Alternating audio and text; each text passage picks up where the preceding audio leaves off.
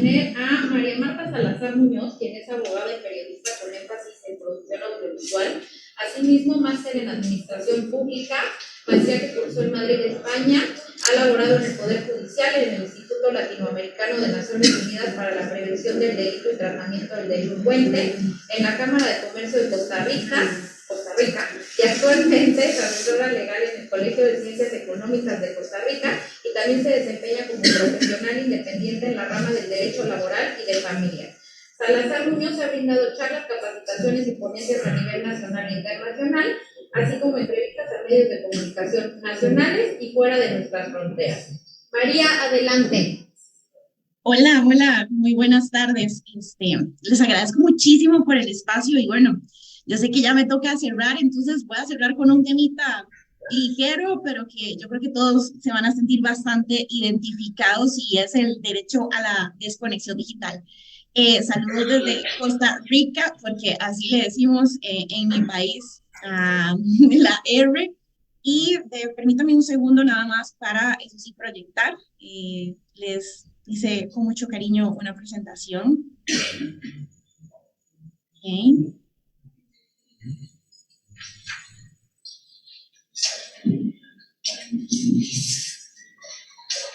Y denme un segundito. Fíjense los nervios que ya me trabaron.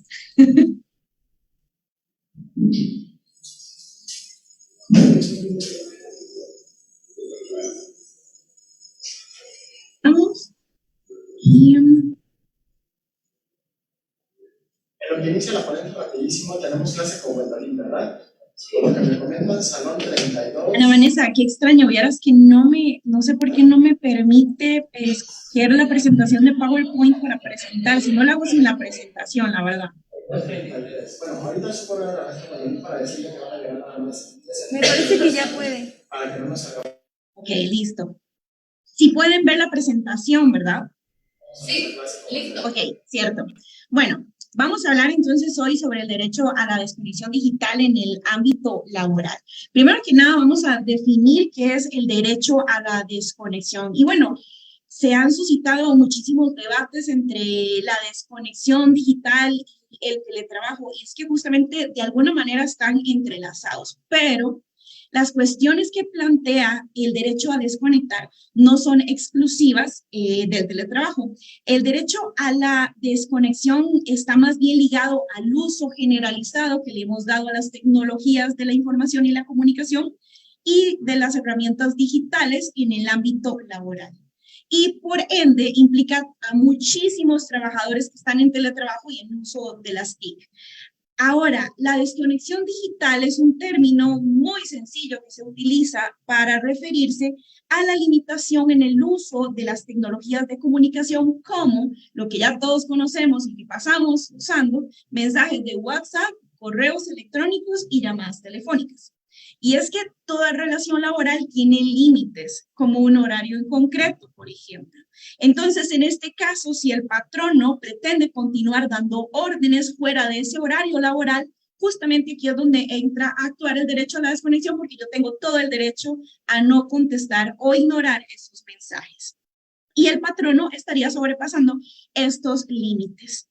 Entonces, si un patrono trata de contactarse con un trabajador por medios digitales en horas no laborales, que el trabajador perfectamente, como les dije, puede ignorar estos mensajes hasta que nuevamente ingrese a trabajar y pues ahí sí va a poder contestar esos mensajes. Entonces, para mí, el derecho a la desconexión digital realmente está pues estrechamente entrelazado o ligado al derecho a la intimidad, el derecho a la salud, y ya les voy a explicar por qué, muy importante, y el derecho a una vida digna. Ahora, importante ver, por ejemplo, me encontré estas cifras muy buenas de los países de la OCDE con más horas de trabajo. Ahí no está Costa Rica entre los primeros, pero debería estar, pero no lo pusieron. Porque, ojo, México, que bueno, ahorita para donde estoy dando esta exposición, es de los países que más horas trabajan por semana. Trabajan alrededor de unas 48 horas por semana. En Costa Rica también estamos trabajando 48 horas por semana por ley. Y Colombia. Ahora, vean qué interesante.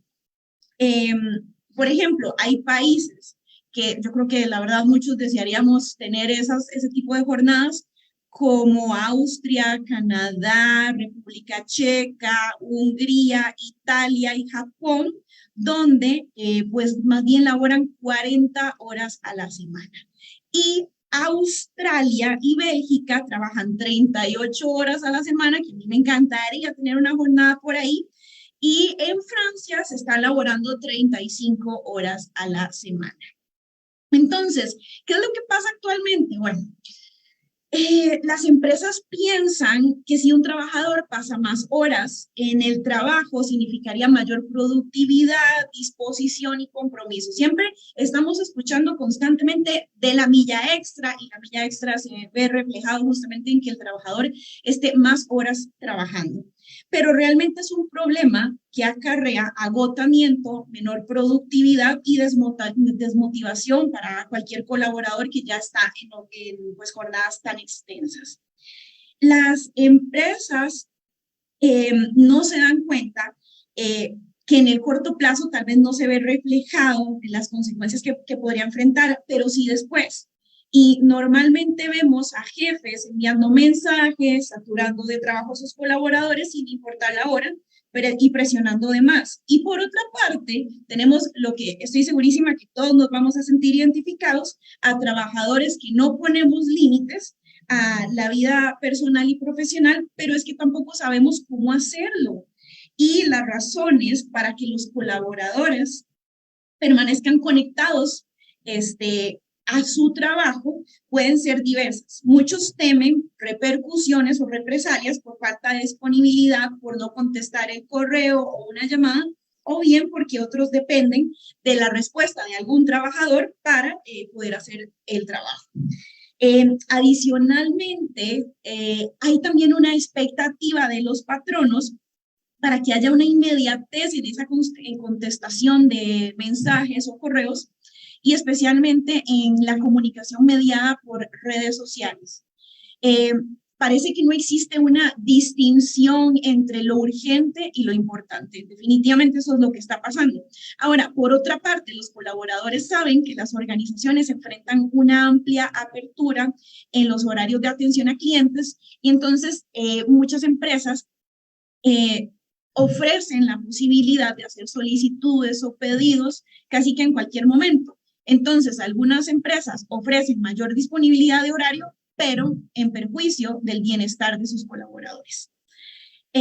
A ver, el problema acá es que lo que muchos no saben es que las jornadas extensas y frecuentes impactan de manera negativa en el bienestar de las personas. Y aquí hablo mucho del derecho a la salud y a una vida digna. Y es que problemas como el desgaste por trabajo, como el burnout, el síndrome del trabajador quemado, cansancio mental, ansiedad, depresión, tecnofatiga y estrés laboral suelen surgir en ambientes con un balance de vida-trabajo totalmente inadecuado. Y es que datos anteriores a la pandemia calculaban estos padecimientos en pérdidas anuales de 16,000 millones de pesos. Hablo de caso de México, según el Instituto Mexicano del Seguro Social. Entonces, para evitar la tecnofatiga, empresas responsables han implementado dentro de sus políticas internas el delimitar la cantidad de reuniones e implementar días totalmente libres de videollamadas. Yo creo que muchos que están en teletrabajo se han dado cuenta que la reunionitis, por decirle así, ha impactado muchísimo sus vidas, porque entonces están en teletrabajo, pero no paran de tener reuniones. Entonces, bueno, muchísimas empresas tampoco se han percatado que asegurarles a los trabajadores un equilibrio entre la vida personal y la laboral es ahora un factor determinante en la atracción y retención del talento o para mantener un buen clima organizacional. ¿Cuánto añoramos muchísimas personas en tener un buen clima organizacional, un clima laboral, para poder también sentirnos a gusto en nuestros trabajos? Lo cual incide directamente en la capacidad productiva de los trabajadores. Se los digo yo, que soy abogada laboralista, ¿cuántos casos no veo yo por semana de trabajadores que les gusta su trabajo, pero no les gusta su clima laboral, el ambiente, porque se vuelve muy pesado. Entonces, la desconexión digital es fundamental en el fortalecimiento de una cultura organizacional más humana. En costos incluso es más rentable retener a gente enfocada y descansada que volver a invertir en nuevos procesos de retención o selección y onboarding. Además, la desconexión digital, les cuento que ya es un derecho y se desprende de la regulación del teletrabajo en México. Ustedes tienen la Ley Federal del Teletrabajo en su artículo 330E y en su capítulo 6 que establece el respeto a la desconexión de las personas trabajadoras. Ahora, hablemos un poquito y de manera rápida el derecho a la desconexión en 3 países, nada más para que se den una idea. Ok. En Francia, bueno, desde el 2016 ya estaba regulado el derecho a la desconexión y bueno, se estableció ahí un tema para que se establezcan políticas internas en las empresas y una... Nos quedan 2 minutos para ir cerrando, María. Ok, perfecto. Una sensibilización del uso responsable de los dispositivos. Ahora, en España también interesante, se empiezan a hacer acuerdos más bien entre los patronos y los trabajadores para hacer las políticas internas de acuerdo a las necesidades de las empresas. En Alemania está interesantísimo el tema también porque incluso ellos pues delimitaron los horarios, entonces ni siquiera se les permite a los trabajadores conectarse a revisar correos ni nada en horarios no laborales. Entonces, pues eso está bastante interesante. Ok, consideraciones. Importante, las mujeres corren un riesgo elevadísimo y se ven más afectadas por el papel que históricamente hemos acarreado y tradicional como cuidadoras del hogar y familia y a la vez en un aumento del trabajo estando en teletrabajo. Y también tenemos que tener una especial atención para las personas con responsabilidades familiares, familias monoparentales, con hijos y personas que tienen a cargo el cuidado de otras personas. Ok, conclusiones rápidamente. Los derechos humanos no solo son concesiones políticas ni tienen como fundamento único la voluntad de los estados, sino que tienen como principal razón de ser la dignidad humana. Recordemos que el arte del descanso es parte del arte del trabajo y respetarlo genera beneficios para todos. Interesante también, la sociedad tecnológica es una de las fuentes principales de renovación de los derechos humanos.